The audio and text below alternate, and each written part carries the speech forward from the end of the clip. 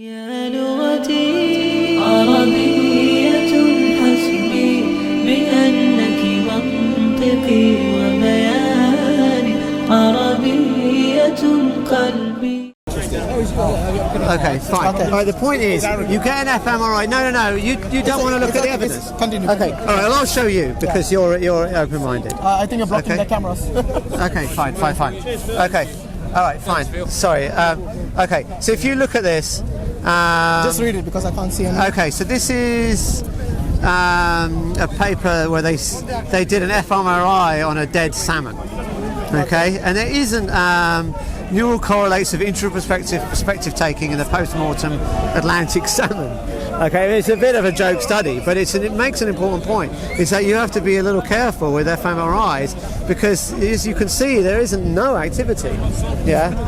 So what does that prove? That salmon has no activity. No, okay. Isn't that obvious? Well, look, no. Are you not stating the obvious? First off, when you get someone in an fMRI, I mean, I think he's misquoting the science. Okay, I don't know what his sources are. Okay, well, he hasn't given any, has he? Yeah, no, he said he's going to find out. He hasn't given any. Yeah. Right? From what I've read, the claims are not that there's no activity in the brain. Okay. Right? But there's no activity in the neocortex, which is what Eben Alexander claimed, who is a neuroscientist that makes these claims about NDAs. Now, the problem is that they're based off the assumption that consciousness requires a neocortex. But if consciousness is generated by subcortical regions, then the argument loses its weight. Yeah? And in fact, I think there's a lot of evidence now that you don't need a neocortex for consciousness, that you can have consciousness from other regions of the brain than subcortical regions, in the brain stem and so on. Right? So therefore the argument loses its weight. But even if that wasn't the case, the argument doesn't really make sense, because of course when you interview the person and they say, this was my experience, they don't know when they were having that experience, because of course they have to come to, right? They have to come out of their coma or whatever they were in, right? And then they say, and I remember this happening. But you don't know when that was happening, when those memories formed. Those memories could have formed as their brain started to revive. But what if it's a child? What if it's a child and the child is telling you about someone else's experience? Well, Anna, that's a separate issue. Let's deal with one issue at a time. Okay? So in this case, so the claim has been made that someone under fMRI has no brain activity. Okay, I mean that's implausible, because even when you die, there's still a little bit of activity in an fMRI scanner that will pick up. How long for? I don't know. You'd have to look at the salmon case. I'm sure it does stop at some point. Yes, right? It does. Right, but the point is that I think the claim that he made, I think, is implausible. Right, I think he's misrepresenting what the scientists have actually said. And furthermore, even if it were the case, it's irrelevant, because they have to come to and give you their report. Now, they don't know when those memories formed exactly. Right, so when you come out of a coma, you don't do it like instantly. You're gradually coming back to consciousness. So when those memories were laid down about your experience, right, is not so easily determined. So therefore, I think the claims are, one, not correct from what I can see, and he didn't provide any source for that. Two, it's not consistent with what we know about fMRI. And three, it can't establish what it's trying to establish, because you don't know when those memories were laid down. Let me ask you, have you had any of this deja vu experiences in your life? Yes. How do you explain that? Well, the brain. Okay, so the brain lays down memories. So this is just to clarify. This is like an experience that you have never had. Yeah. Or sorry. You get a sense that it's a memory that you think it's already happened. No. To you. Yeah, it's something like you might have seen in your brain. In your dream. It could be. No. That's not what deja vu is. I'm telling you about the kind of deja vu that I'm talking about. Okay. It's like you might have seen a dream about some experience of yours which you have not experienced in the past, but then you experience something in the future, and then you realize, oh, this is something that I dreamt of in my dream. Have you had that experience? Have I had something happen to me that I've dreamt about? That's not what is generally understood to be deja vu. Fair enough. Okay. That's two separate things. So I don't know which one. I don't know what the terminology for that is. Okay. But yes, you understand what I'm saying? I know what you're saying. You dreamt of something and then it happened. Well, how do you of course that happens. Well, of course, there's lots of dreams. So statistically, let me give you two examples. I've had two very, very vivid dreams where a close relative of mine died. And it was so vivid, I had to call them up and say, are you okay? And guess what happened? They were alive? They were fine. They were fine. Thank God. Right? They were fine. Okay? Now, of course, if I've had those dreams, probably lots of people have had those dreams. There's no reason to think I'm special, right? So if enough people have those dreams, occasionally, when they call out their relative, they actually have died. But, Because the problem is, No, counting... I'm talking about something else. Like I said, something that fine. you dreamed, and you know that was a dream at that time, and later on it materializes in your life as real, and then you say, "Oh, I've seen this. Okay. I've experienced this," and then you realize it was a dream that you have seen in the past. Right. Okay. Anyway, I mean that was like just a sidestep. All right. Well, then let me address that. Yeah, fair enough. Because there's a lot of people having dreams, isn't there? Yeah, of course there is. And you have a lot of dreams, Yeah. right? So of course, occasionally, by chance, some of them will come true. Yeah. How do you explain dreams anyway? How do I explain dreams? Yeah. I mean, I'm not an expert on dreams. Oh, no, I'm not saying you are. From what I've read, okay, I mean, it's not a question of how I explain them. Is it something from that what you I understand? Yeah. Is it just like from my chemical basic reactions reading, in your body? It's the brain is forming memories, and it's part of that process of laying down memories, and as your conscious brain is sort of a little bit more switched off. I mean, not completely unconscious, but you don't have the full consciousness that you do in your waking state. Then that formation of memories plays out in a dream. Are you saying that it has to have some relation to an experience in your life? No, I'm not saying... Sometimes the dreams are just completely... it's like random, like no experience in the past. Well, also don't forget, one of the problems is... So isn't that your brain is like being creative in its own ways? Like it may be. I mean, I don't know. I'm not... I don't have any particular reasons to be particularly knowledgeable about dreams. But from what I've read... Is it plausible for you as someone who believes in science purely? I wouldn't say I believe in science purely. Oh, purely means I'm open to other forms of inquiry other than science. Are you open to the idea... Are you open to the idea that a soul can exist? I'm open to the idea of it. I just don't see any convincing evidence for it. Okay. So and I think it's what criteria would you be looking for in order for you to ascertain that yes, a soul exists? Is that like a criteria you have? Well, I think whoever establishes a claim, whoever proposes a claim, needs to provide the method of showing that it's true if you want me to believe it's true. So it's not up to me to say how you're going to test the soul. If you propose it, you have to tell me how to establish it's true. What if it's outside the realm of the science that you know? It may well be outside the realm. Then it'll be very hard for us to establish that it's true. Absolutely. Okay. And that is what it might be true. I'm not one of these people that said, well, if science can't prove it, I will discount it entirely. What I'm saying is though, if we can't establish that it is true, then we shouldn't believe that it is true. And we might be open-minded to the possibility that it's true. I'm absolutely up for that. Yeah, but if we're going to say that it is true, then we should have reasonable evidence that it's true. Yeah, and if we don't have that, then it's not necessarily, or some particularly. But just because you don't have the evidence now, or you're unable because of the limitation of science, sure. it doesn't mean it doesn't exist, does it? No. I wouldn't say that. So that's what you were suggesting, just. No. I'm saying we shouldn't. You said you shouldn't believe it if you don't have evidence. Right, but that's not the same as saying it doesn't exist. So, for example, I don't believe that there are aliens on Mars. Okay. Or anywhere. Right. But that doesn't mean that there aren't aliens on Mars.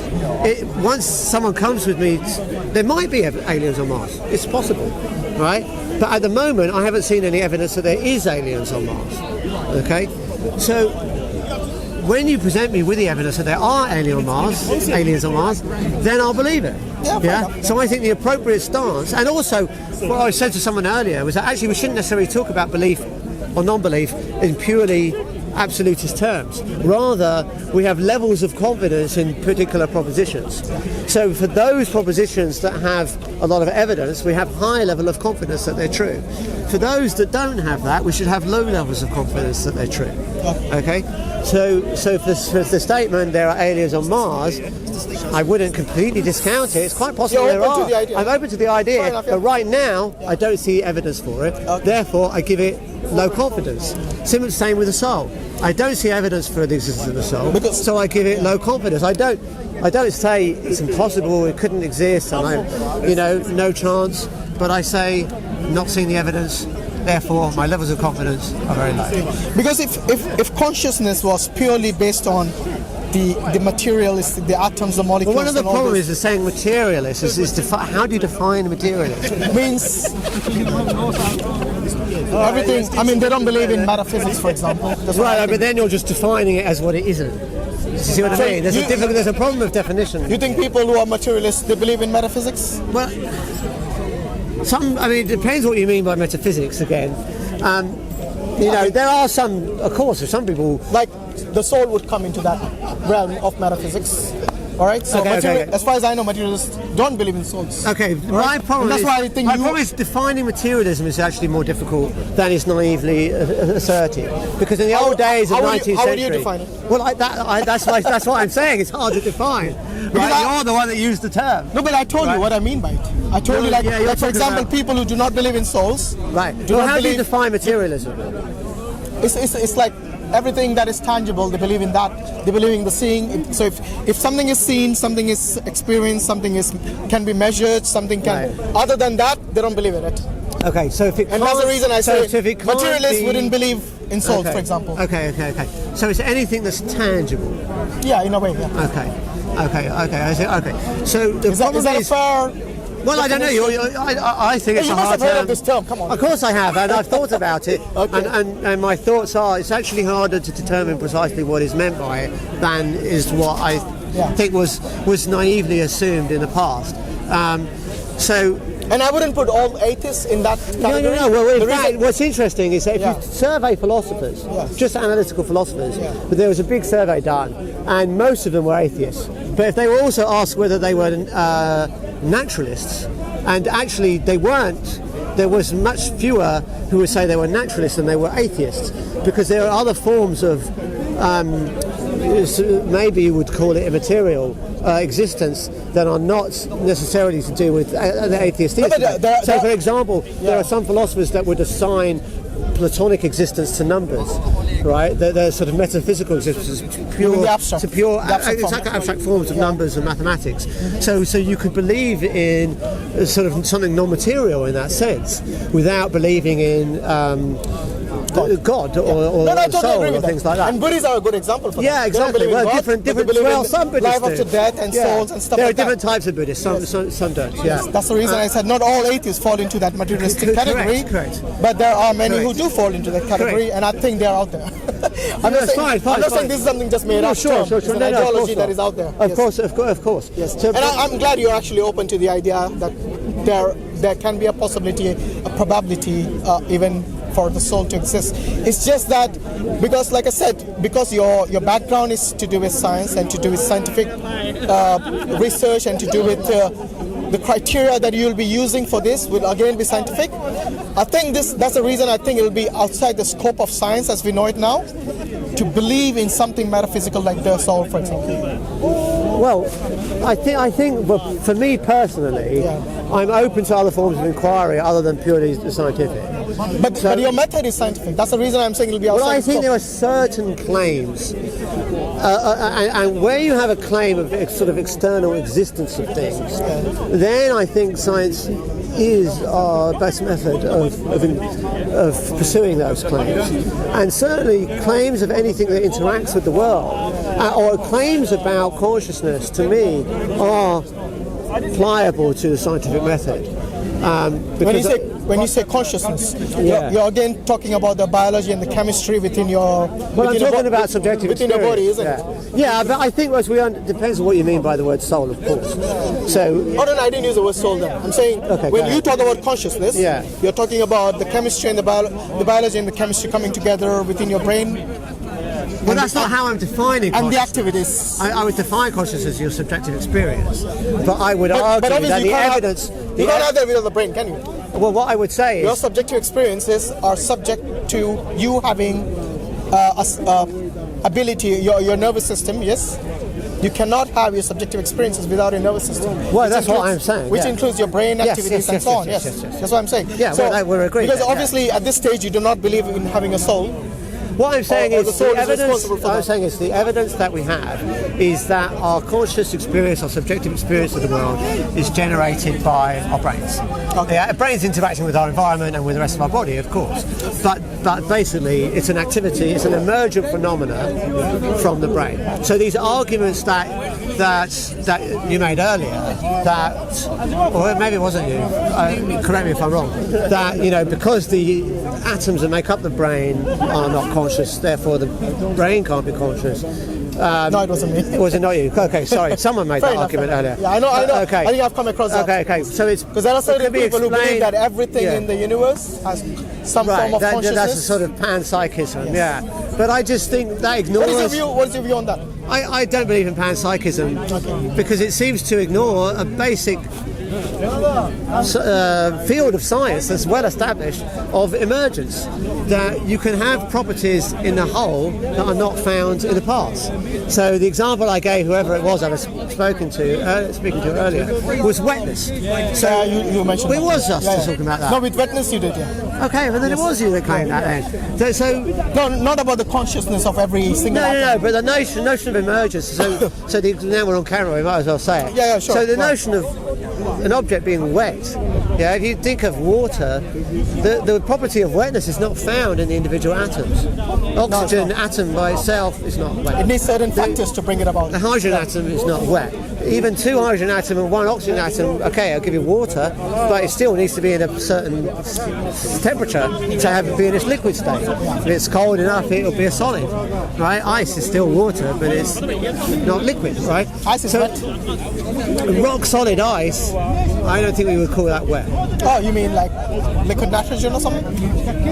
Well, liquid is liquid. I'm talking about solid. Solid ice. Solid ice, not as hard as rock. I don't think you would describe it as being wet. Okay, fine. Yeah. You need certain conditions for Exactly. it to The be point is that given certain conditions, you can get a new property for an object that don't have those properties in their parts.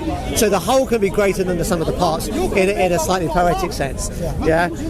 I.e., there are new properties found in a macro sense that isn't found in a micro sense. So that's what we call emergence. And I think the panpsychist view is just ignoring, or at least not taking proper consideration of emergence. That consciousness could be an emergent property of the brain. Yeah, and that to me means panpsychism is not very plausible.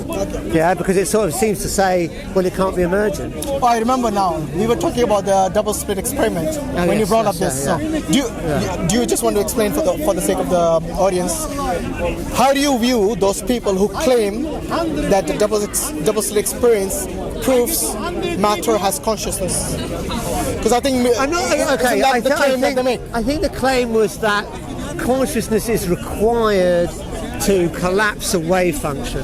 I think that was what the argument was. And personally, I don't buy that.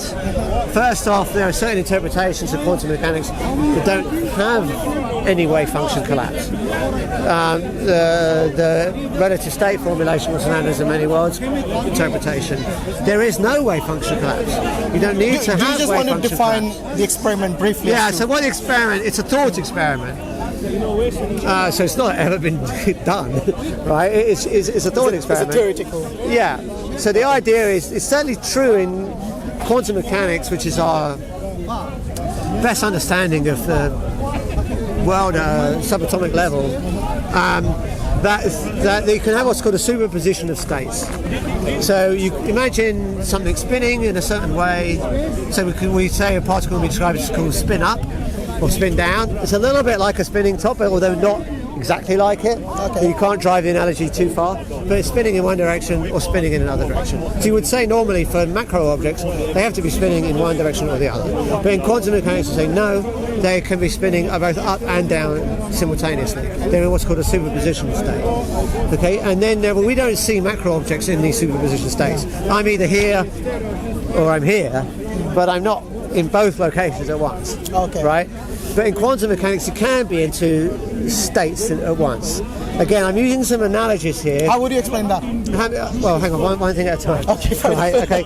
So I'm using some analogies here, and one has to be careful. So when I say spin, and you think of it like a spinning top, it's not actually the same. It doesn't really have a macro analogy. The quantum world is just fundamentally different to the macro world. So you have to not take these analogies too literally. Are you saying they happen randomly, it cannot be explained? Is that what you're saying? Well, that's a separate issue again. Okay. But hang on, one thing at a time, right? So there are these superposition states in quantum mechanics. Yeah. That's not up for debate as far as I'm aware. Okay. The question is, how do you interpret that? Okay. So you can have this wave function description of a state. Okay. But then we see things in definite positions. So some interpretations of quantum mechanics will say the wave function collapses into one of the two states. So if you say it's spin up or spin down, when you measure it, you only ever see spin up or spin down. So they would say the wave function collapses onto one of the states. But that's not necessarily the only way to view quantum mechanics. Another way to view is the wave function never collapses. It's always in these two different states, and you merely only observe one of them. So it's not that the wave function collapses. So wave function collapse is not an essential part of quantum mechanics as I understand it, from what I've read. Okay. So it's not in two places at the same time? Or sorry. Yes. Yeah. It is in two states. Yeah. I mean, a lot of people argue that the essential equations of quantum mechanics are telling you that is the fundamental description of the world. Okay, and you have to bring in some extra baggage like wave function collapse to get rid of that, as it were. But the point is, what was thought was that, hang on, well, let's imagine this experiment. So what we'll do is we'll put a cat in a box with a radioactive element, and there's some probability of it decaying or not decaying, and killing the cat or not killing the cat. So before you look at it, according to one view of quantum mechanics, it's in the superposition state of being dead and alive. So you've got a cat that is dead and alive, and that seems crazy, right? Yeah, it is. Okay, so the question is, how do you resolve this? Because this is what the equations of quantum mechanics are telling you is the right description of the world. Sorry, this is all theory, right? These are thought experiments. Well, the Schrödinger's cat is a thought experiment, but the notion of superposition is not thought. That's not theoretical. That's fact. Okay. Quantum computers work on the basis of being in superposition states, and we do have quantum computers right now. I mean, they're not very good. Yeah, of course, yes. They're not very good. They're only so many. Because how good they are is depending on something called how many qubits they have, and what happens. The very interesting thing about quantum computers. يا لغتي عربية حسبي بأنك منطقي